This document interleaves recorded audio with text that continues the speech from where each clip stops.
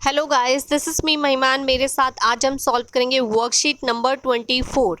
ये वर्कशीट 2 सितंबर 2021 के लिए है। क्लास 10 सोशल साइंस की वर्कशीट हम सॉल्व करने जा रहे हैं, जिसका टॉपिक है sectors of Indian economy. Indian economy के जो भी सेक्टर्स हैं वो हम डिस्कस करेंगे, उनमें क्या डिफरेंसेस हैं वो डिस्कस करेंगे और फिर इस पर बेस्ड जो भी क्वेश्चंस दिए गए हैं उन्हें सॉल्व करेंगे। तो चलिए शुरू करते हैं। Sectors of Indian economy. Sectors of Indian economy इसे 3 पार्ट्स में डिवाइड किया जाता है, प्राइमरी, सेकेंडरी एंड टेरिटरी। ठीक है, प्राइमरी सेक्टर देख लेते हैं। The sector in which goods are produced by exploiting natural resources is called primary sectors. यानी कि जो भी नेचुरल रिसोर्सेज हैं उनकी हेल्प से जो उत्पादन हम करते हैं उसे प्राइमरी सेक्टर कहा जाता है।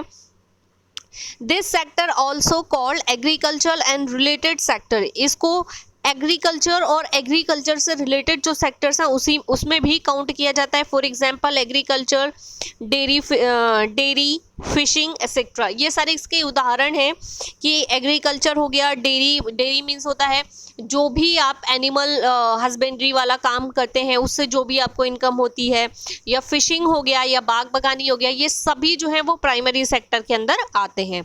यानी कि जो भी नेचुरल रिसोर्सेज हैं उनका यूज़ करके आप जिस भी तरह का उत्पादन करते हैं वो सभी प्राइमरी सेक्टर में आते हैं। अब हम बात करते हैं secondary sector.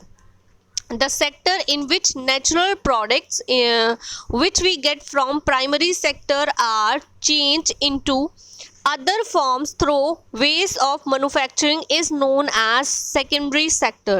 It is also called as industrial sector, for example factories, construction etcetera. यानी प्राइमरी सेक्टर से जो भी प्रोडक्ट हमें मिलते हैं उनको प्रिपेयर गुड्स में कन्वर्ट करने के लिए जो प्रोसेस किया जाता है वही सेकेंडरी सेक्टर में आता है। यानी कि प्राइमरी सेक्टर जो होता है हमें रॉ मटेरियल प्रोवाइड करता है और उस रॉ मटेरियल को प्रिपेयर गुड में कन्वर्ट करने के लिए एक प्रोसेस की जाती है और वो जो प्रोसेस होती है वही सेकेंडरी सेक्टर होती है। इसके अंदर आते हैं इंडस्ट्रियल सेक्टर। जितने भी इंडस्ट्रीज होती हैं वो क्या करती हैं, कच्चे माल को तैयार माल में परिवर्तित करती हैं, इसलिए सभी इंडस्ट्रीज को हम काउंट करते हैं सेकेंडरी सेक्टर में। बात करते हैं टेरिटरी सेक्टर की। The sector that help in the development of the primary and secondary sector is called territory sector. This is also called service sector, for example banking, transport etcetera. तो territory sector क्या होता है? Territory sector होता है जिसमें हम primary और secondary दोनों ही सेक्टर्स को सर्विसेज प्रोवाइड करते हैं। तो वो सेक्टर जो सभी सेक्टर्स को सर्विसेज प्रोवाइड करता है उसे टेरिटरी सेक्टर कहते हैं। जैसे बैंकिंग, ट्रांसपोर्ट, ये सब क्या हो गया, टेरिटरी सेक्टर्स में आते हैं। मैं आपको ज्ञान दे रही हूँ, नॉलेज दे रही हूँ, और नॉलेज के लिए मेरा प्रोफेशन क्या हो गया, मैं एक टीचर हूँ। ठीक है, तो मैं आपको क्या प्रोवाइड कर रही हूँ, सेवा प्रोवाइड कर रही हूँ। ये भी किस में आ गया, टेरिटरी सेक्टर में आ गया। ठीक है, नेक्स्ट देखते हैं ग्रॉस डोमेस्टिक प्रोडक्ट, जिसको कि जीडीपी भी कहा जाता है और हिंदी में सकल घरेलू उत्पाद कहा जाता है। The value of final goods and services produce in each sector during a particular year provided the total production of the sector for that year and the sum of production in the 3 sectors gives what is called the GDP। इसका मतलब होता है कि एक particular year में, एक साल में, ये तीनों सेक्टर मिलके जो भी गुड्स एंड सर्विसेज क्रिएट करते हैं, बनाते हैं और जो भी उत्पादन करते हैं, सबका टोटल जोड़ जो होता है उसी को जीडीपी, ग्रॉस डोमेस्टिक प्रोडक्ट कहा जाता है। ठीक है, आगे देख लेते हैं problem of double counting. Double counting की प्रॉब्लम जो होती है वो क्यों होती है, उसको कैसे सॉर्ट आउट कर सकते हैं। The problem of double counting arises when the production value of the all product is added to calculate in the national income as a raw material value is also added to it. ठीक है, यानी कि अगर हम national income calculate करते हैं तो उसमें प्राइमरी सेक्टर और टेरिटरी सेक्टर दोनों को काउंट करते हैं तो उसमें क्या होता है, अगर हम value of primary sector and secondary sector दोनों काउंट करते हैं तो एक वैल्यू 2 बार ऐड हो जाती है, जिसके कारण डबल काउंटिंग का प्रॉब्लम क्रिएट हो जाता है। इसीलिए जब भी हम नेशनल इनकम काउंट करते हैं तो हम फाइनल गुड्स की कैलकुलेशन करते हैं, ठीक है, क्योंकि ये जो रॉ मटेरियल है यही यहाँ पर जाके तैयार मटेरियल यानी प्रिपेयर्ड गुड में कन्वर्ट होता है। और जब हम प्रिपेयर्ड गुड की बात कर रहे हैं तो इसमें ये भी इंक्लूडेड है, ऑलरेडी रॉ मटेरियल का जो प्रोडक्शन वैल्यू है वो भी इंक्लूडेड है। तो इसलिए हम हमेशा टेरिटरी का सेकेंडरी सेक्टर की वैल्यू यानी प्रिपेयर्ड गुड की वैल्यू काउंट करते हैं, जिससे कि डबल काउंटिंग प्रॉब्लम जो होता है, इशू जो होता है वो खत्म हो जाता है। Hence only the value of final product is calculated to avoid this। तो डबल कैलकुलेटिंग को अवॉइड करने के लिए हम सिर्फ फाइनल वैल्यू को ही कैलकुलेट करते हैं, जिससे कि हमारी डबल काउंटिंग प्रॉब्लम सॉल्व हो जाती है। तो ये था आज का हमारा टॉपिक। आगे देख लेते हैं share of sector in GDP. GDP में सभी जो सेक्टर्स उनके क्या शेयर्स हैं, ईयर 71 और 72 का दिया गया और 2011-12 का दिया गया है। तो हमने देखा कि तब हमारा 71 और 72 के ईयर में क्या सेक्टर्स का हमारा शेयर था और अब क्या शेयर है। प्राइमरी सेक्टर का तब था 40%, अब रह गया है 15%। सेकेंडरी सेक्टर का पहले 25% था, अभी भी 25 है।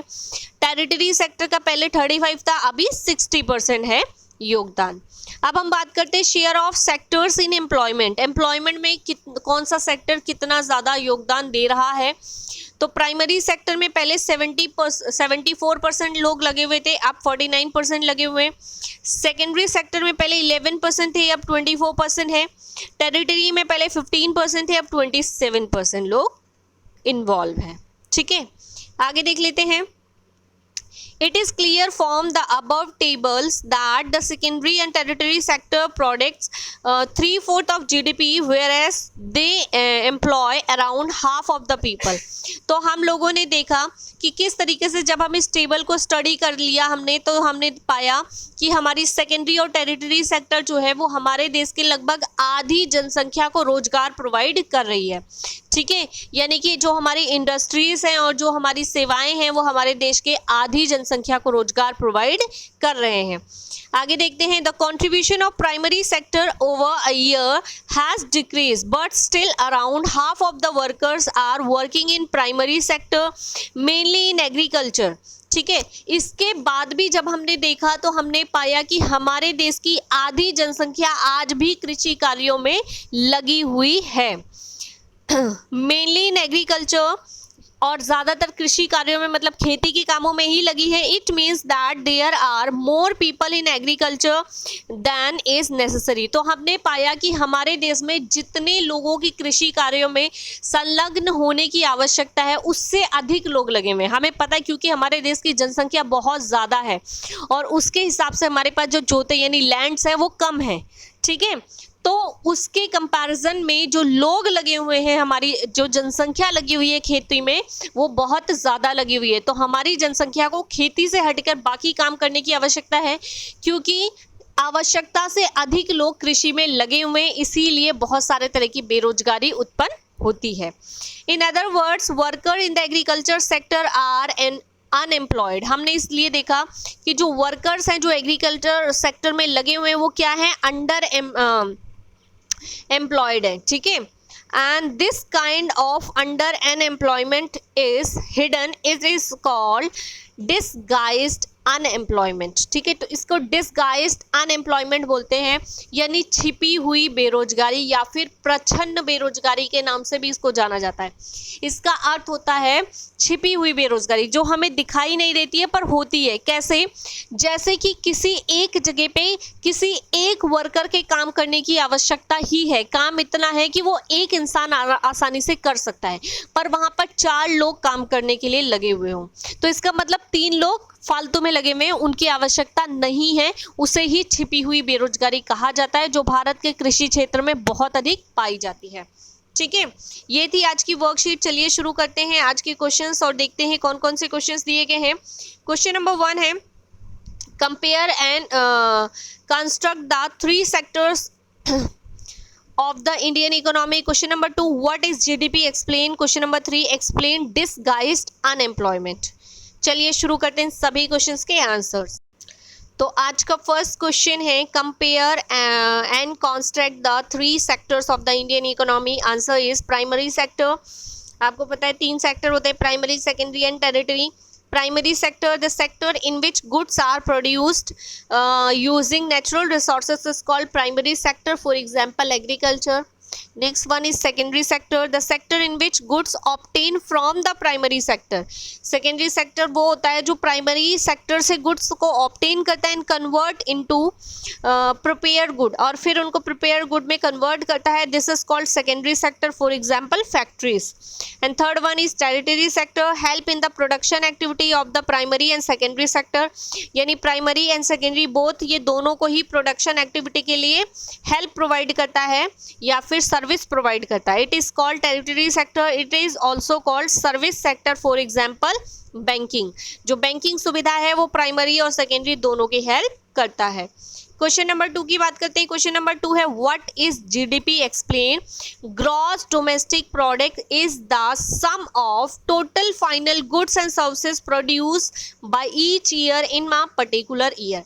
किसी पर्टिकुलर ईयर में तीनों सेक्टर्स के द्वारा जो final goods and services produce किए जाते हैं उनका सम ही ग्रॉस डोमेस्टिक प्रोडक्ट कहलाता है.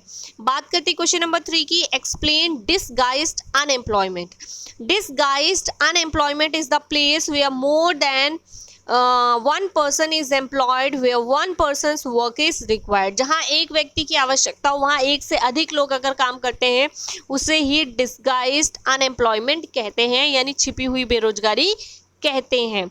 तो ये थी आज की हमारी वर्कशीट जिसे हमने कंप्लीट कर लिया है. इसी के साथ हमने कंप्लीट कर लिए हैं आज के सभी क्वेश्चन आंसर्स. आई होप आपको वीडियो पसंद आई होगी. वीडियो पसंद आई है तो वीडियो को लाइक, शेयर और चैनल को सब्सक्राइब करना बिल्कुल ना भूलें. साथ ही आप चाहें तो हमें ज्वाइन कर सकते हैं हमारे टेलीग्राम चैनल मुदिता IAS वॉरियर्स पर, और वहाँ से रिटन नोट्स लेकर भी आप अपनी वर्कशीट्स को ईजिली सॉल्व कर सकते हैं. मैं हूँ महिमा और आपसे लेती हूँ विदा. जल्द ही मिलूंगी आपको नई वीडियो में.